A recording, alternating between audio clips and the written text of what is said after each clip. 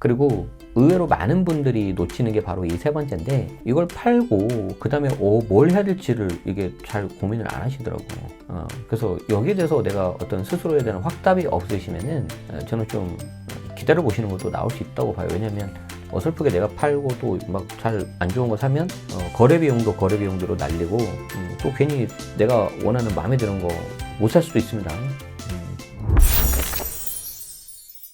자, 그리고 여기 보면은 전세자금 대출 관리 있지 않습니까?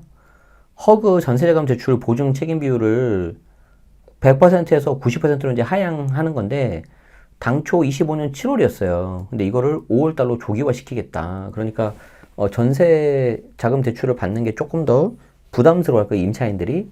그럼 이제 그게 이제 전세가 잘 세팅이 안 될 거란 말이죠. 그래서 임대인 입장에서도 이 부분을 그냥 좀 빨리 그냥 하고 대응을 하시는 방안이 필요할 수도 있다. 이걸 좀 말씀드리고 싶어요. 그래서 혹시 전세를 맞춰야 되는 분들이라면은 조금 예전에 생각했던 것보다는 약간 눈높이를 낮춰야 되지 않을까. 저도 그렇고, 그렇게 저도 지금 대응을 하고 있습니다.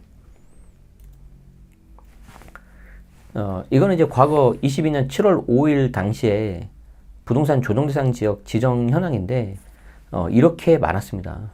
조정대상 지역으로 묶였던 데가. 뭐 서울은 그냥 다 묶여 있고요. 저 위에 동두천, 양주, 뭐 파주, 여기까지는 다 묶였었어요. 그리고 지방 같은 경우에도 뭐 광역시, 대전, 뭐 이런데 물론 광주 이런데 물론이고요. 보시면은 전주, 완산, 덕진, 공주, 논산, 경산. 어떻게 보면 이제 전국이 다 불장이라서 그런 것도 있는데, 굉장히 이제 규제적이 많이 있었으니까 여러분들이 조금 조심하시는 게 좋을 것 같습니다. 다시 이렇게 되면 안 되겠죠. 그래서 매도할 때 특히 이 양도세 중과 여부를 아주 꼼꼼하게 좀 살피시는 게 좋습니다. 왜 제가 이렇게 계속해서 강조를 드리냐면, 아직 조정대상 지역 지정된 것도 아니고, 그런데 왜 제가 이렇게 강조를 드리냐면, 양도세 세부담이 너무 커져 버려요. 양도차익이 1억일 때 3주택 중과는 거의 한 절반이 넘어버립니다. 5,300만 원. 일반 과세가 한 2천만 원인데에 비해서 양도차익이 5억이잖아요. 그러면 이거는 단순히 절반 넘는 게 아니고 거의 한 70% 나와버립니다. 3억 5천 정도.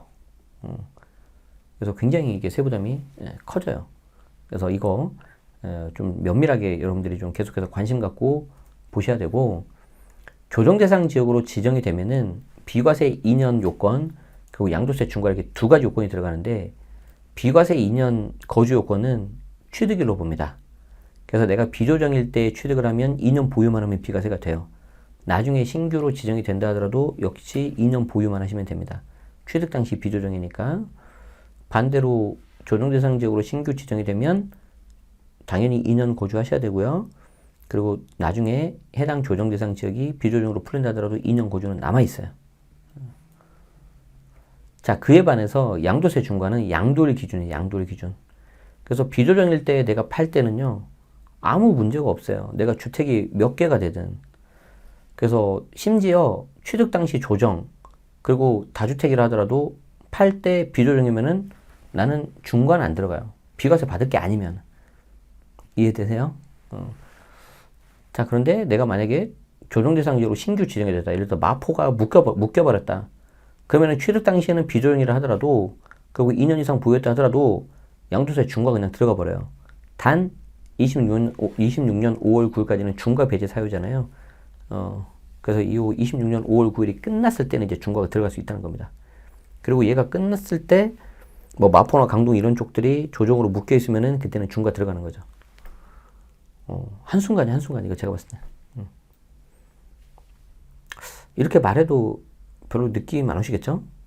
나중에 이제 진짜 실제 조정대상 지역으로 묶이면 난리 나는 거죠. 이미 우리는 그거 겪었어요. 2017년도에. 기억이 안 나시겠지만. 자, 양도세 중과가 들어가면 어떤 일이 발생하냐. 일반 과세인 경우에 예를 들어서 내가 양도가 10억, 취득가 7억이에요. 그럼 양도차익이 3억이잖아요. 만약에 15년을 보유했습니다. 그러면 장기별 특별공제 30% 받을 수 있거든요. 그러면 세금이 한 6,400 정도가 나와요. 원래 한 1억 정도 나오는데 이 장특공을 최대로 받으니까 그래도 많이 줄어든 거죠. 그런데 이게 2주택 중과가 들어가잖아요. 그럼 첫 번째 뭐가 문제냐면은 이 장기 보유 특별공제를 한 푼도 못 받습니다. 한 푼도 못 받아요. 그리고 여기에 20% 포인트가 가산이 돼요. 기본 세율에. 그래서 얘가 58%가 됩니다. 그리고 3주택 이상 중과가 되잖아요. 역시 장기 보유 특별공제 하나도 못 받고 30% 포인트가 가산이 되니까 얘가 68로 올라가서 2주택 중과는 6,400이 1억 6천으로 바뀌고요. 3주택 중과는 6,400이 2억으로 올라갑니다. 3배가 넘어버리죠.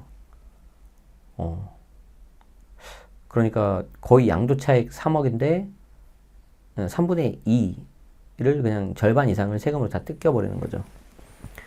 쉽지 않아요. 못 팔아요, 이거 잘. 그래서 이제 못 팔면 어떤 문제가 생기냐면 매물이 잠기죠. 그 매물이 잠기니까 더 약간 좀 가격이 오버돼서 되는 경우도 있고 상승장인 경우에 그리고 정부에서는 그걸 어떻게든 매물을 내놓으려고 해야 되니까 보유세를 막 올려버립니다. 굉장히 고통스럽죠. 그래서 내가 보유세를 피하자니 너무 이게 세고 보유세를 내자니 너무 이게 세고 보유세를 피하자니 양도세 이제 중과 나와버리고 팔려고 봤더니 진퇴양난의 그런 고충이 생길 수가 있습니다. 사실 그러면 그 경우에는 답이 안 나와요. 그래서 내가 만약에 이제 그런 일이 생긴다면은 내가 이 물건을 몇 년 동안 보유해야 되는 가치가 있냐 그걸 따져봐서 5년 동안 보유해야 되는데 매년 2천만 원씩의 보유세다 그러면은 5년이니까 1억 나오잖아요.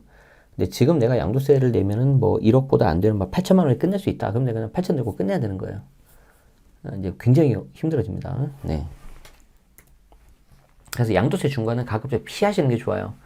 그래서 지금도 조정 대상 지역이고 다주택이신 경우라면은 사전 계획이 필수고 뭐 너무 겁먹으실 필요는 없는데 현재 조정 지역 옆인 지역 있잖아요. 마포, 강동 이런데 이런 쪽에 다주택이신 분들도 조금 이게 더 관심 갖고 보시는 게 좋을 것 같아요. 그리고 이제 그 물건을 팔아야 되는데 그냥 팔기엔 너무 아깝다.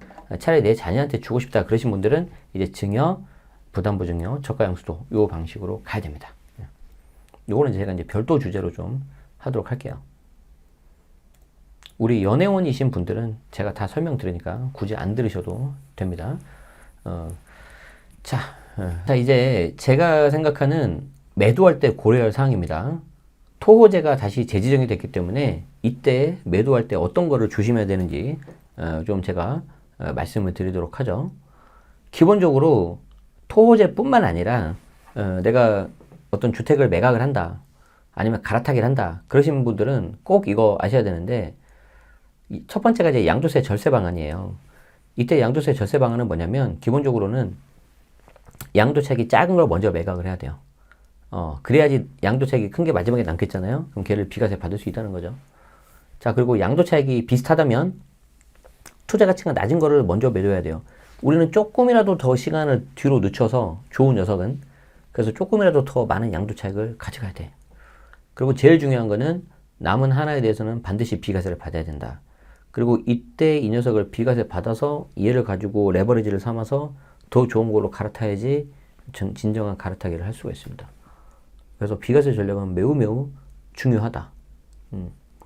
자, 그리고 두 번째가 뭐냐면은 양도세 중과 여부를 체크해야 되는데 26년 5월 9일까지는 양도세 중과를 한시적으로 배제를 합니다.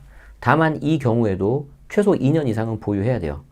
2년 미만 보유하고 팔면 1년 미만 70, 1년에서 2년 60 단기 양도세율이 적용이 됩니다. 그래서 이거는 피할 수가 없어요. 자, 그리고 양도세 중과라는 거는 무조건 조정대상 지역만 되는 게 아니고 내가 다주택인 상태에서 즉 세대 기준으로 다주택인 상태에서 조정대상 지역 물건을 매각해야지 되는 거기 때문에 내가 1주택이라면 해당이 안 돼요. 그래서 이런 것들을 또 보면은 그냥 내가 주택은 하나 정도만 갖고 이렇게 좋은 거 갖고 있는 게 나올 수 있겠구나 라는 거를 알 수가 있고 계속해서 제가 말씀드리고 있는 게 추가 조정 대상 지역으로 지정되는지 반드시 살펴야 되는데 저는 이번에 토호제를 재지정을 하면서 설마 한 달 정도밖에 안 됐는데 다시 해제했다가 재지정하면 너무 없어 보이잖아요. 그래서 토호제는 뭐 그렇게 두고 조정 대상 지역 이렇게 규제 지역을 좀 뭐 하지 않을까라고 생각을 했는데 와 그걸 또 재지정을 하더라고요. 그렇게 본다면 그 다음에 만약에 뭐 풍선 효과 등이 나타나서 뭔가 규제가 나온다면 뭐가 나올 거냐 이렇게 생각했을 때 조정대상 지역을 지정하는 게 조금 더 현실성 있지 않을까. 토호제는 사실 너무 뭐라 해야 될까? 그 해당 그 소유자의 재산권을 침해하는 요소가 좀 강해요. 그렇기 때문에 좀 부담이 좀 될 거란 말이죠. 어쨌든 뭐 이거는 좀 지켜봐야 됩니다. 그리고 의외로 많은 분들이 놓치는 게 바로 이 세 번째인데 이걸 팔고 그 다음에 뭘 해야 될지를 이게 잘 고민을 안 하시더라고. 그래서 여기에 대해서 내가 어떤 스스로에 대한 확답이 없으시면은 저는 좀 기다려 보시는 것도 나올 수 있다고 봐요. 왜냐면 어설프게 내가 팔고 또 막 잘 안 좋은 거 사면 거래 비용도 거래 비용대로 날리고 또 괜히 내가 원하는 마음에 드는 거 못 살 수도 있습니다.